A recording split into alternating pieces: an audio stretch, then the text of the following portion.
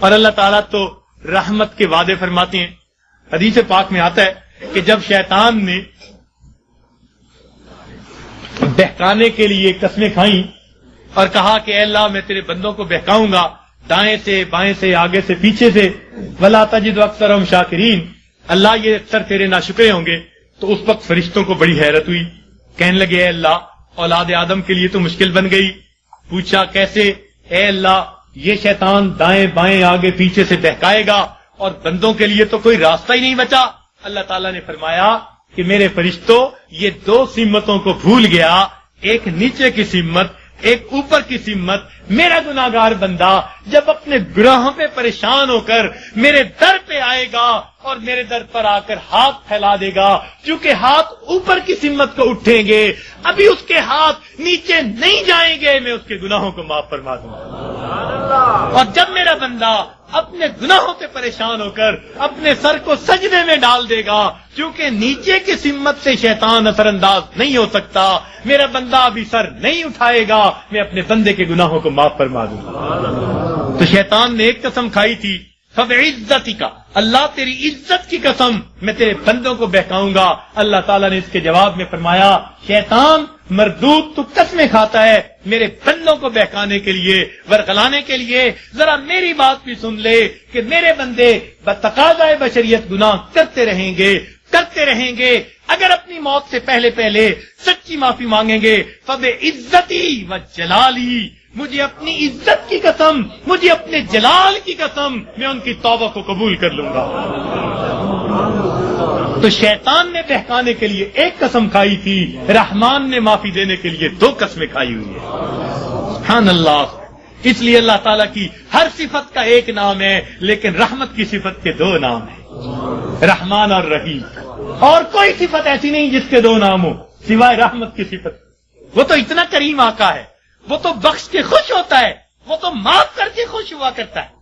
میں ایک مرتبہ بچیوں کو پردے میں درس دے رہا تھا، ایک جامعہ کی دور حدیث کی بچیاں تھیں، تو ان سے میں نے سوال پوچھا کہ بتاؤ دنیا میں سب سے آسان کام کیا ہے؟ ایک بچی نے جواب دیا کہ اپنی ماں کو منانا. میں نے پوچھا وہ کیسے؟ کہنے لگی جی کہ ہمارا یہ تجربہ ہے کہ ماں اگر اپنے بیٹے سے ناراض بھی ہونا تو بیٹی سے پوچھتی پھرتی ہے اس نے روٹی کھا لی، اس کا بستر تو نے بنا دیا، اس کے کپڑے تو نے ٹھیک کر دیے. اب اوپر سے ناراض پھر رہی ہے، مگر ماں کی مامتا اس کو مجبور کر رہی ہے، لہذا بیٹی سے پوچھتی پھرتی ہے، بیٹی کے ذریعے اس کو کھانا پہنچا رہی ہے. دل سے ناراض نہیں، خفا تھی، بچے نے ستایا مگر دل سے خفا نہیں، اس لیے پوچھتی بھی پھر رہی ہے کہ بچے کو سب چیزیں مل گئی یا نہیں مل گئی. تو وہ کہنے لگی کہ جب ماں کی مامتا کا یہ حال ہے تو ماں کو منانا بہت آسان ہوتا ہے. میں نے کہا ہاں ماں کو منانا آسان صحیح، پھر بھی ماں کے پاس آنا پڑتا ہے. بچہ آ کر کہہ دے امی معاف کر دیں، ماں معاف کر دیتی ہے. بچہ آ کر ماں کا جسم دبائے، امی معاف کر دیں، معاف کر دیتی ہے. ہاتھ جوڑ دے، معاف کر دیتی ہے. اگر پھر بھی معاف نہ کرے، بچہ رو پڑے، ماں سے کبھی بیٹے کے آنسو نہیں دیکھے جاتے. کتنی ناراض کیوں نہ ہوگی جب دیکھے گی بچہ آنسو بہا رہا ہے، اپنے دوپٹے کے پلو کو لے کے آنسو پوچھے گی، کہے گی بیٹا رو نہیں، چل میں نے تجھے معاف کر دیا. تو ماں کو منانا دنیا میں اتنا آسان ہے. بچیاں کہنے لگیں، میں نے انہیں اس وقت بتایا کہ دیکھو ایک اور ذات ہے جس کو منانا ماں کے منانے سے بھی 70 گنا زیادہ آسان ہے، اور وہ پروردگار عالم کی ذات ہے. ماں کو تو پھر بھی زبان سے کہنا پڑے گا، پاؤں پکڑنے پڑیں گے، ہاتھ جوڑنے پڑیں گے، آنسو بہانے پڑیں گے.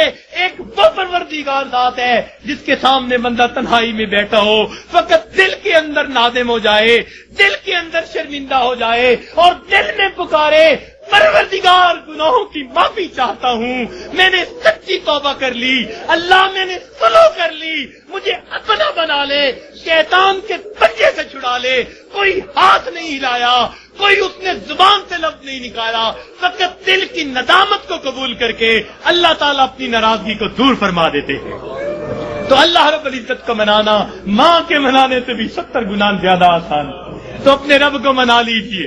ابن قیم رحمت اللہ نے عجیب واقعہ لکھا، فرماتے ہیں میں گلی میں جا رہا تھا، میں نے دیکھا ایک دروازہ کھلا، ماں اپنے بچے کو مار رہی ہے، تھپڑ لگا رہی ہے اور کہتی ہے تو نے مجھے بڑا ذلیل کیا، بڑا پریشان کیا، نافرمان ہے، کوئی بات نہیں مانتا، نکل جا میرے گھر سے۔ وہ بچہ رو رہا تھا، دھکے کھا رہا تھا۔ جب گھر سے باہر نکلا ماں نے کنڈی لگا دی۔ فرماتے ہیں میں کھڑا ہو گیا ذرا منظر تو دیکھوں، بچہ روتے روتے ایک طرف کو چل پڑا، ذرا آگے گیا، نکر سے پہلے واپس آ گیا، پھر دروازے پہ کھڑا۔ میں نے پوچھا بچے واپس کیوں آ گئے؟ کہنے لگا سوچا تھا کہیں اور چلا جاؤں، پھر دل میں خیال آیا مجھے دنیا کی ہر چیز مل سکتی ہے، مجھے ماں کی محبت نہیں مل سکتی، میں اس لیے واپس آ گیا ہوں۔ محبت ملے گی اسی در سے ملے گی۔ کہتے ہیں بچہ بات کر کے وہی بیٹھ گیا، میں بھی وہی بیٹھا۔ بچے کو نیند آئی، اس نے دہلیز پہ سر رکھا سو گیا۔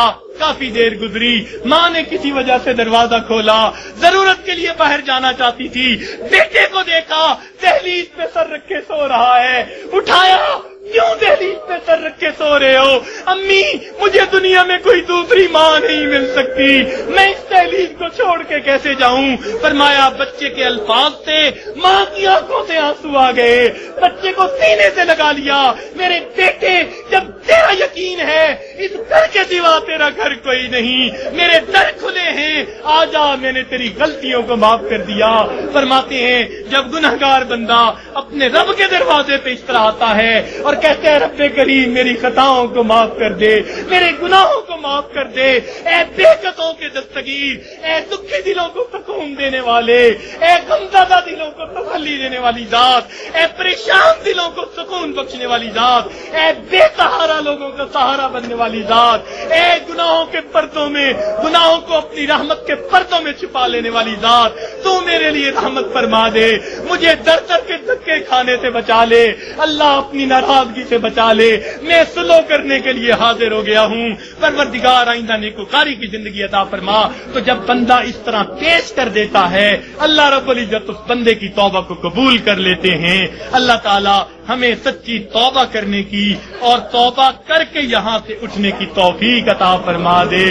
وآخر دعوانا ان الحمد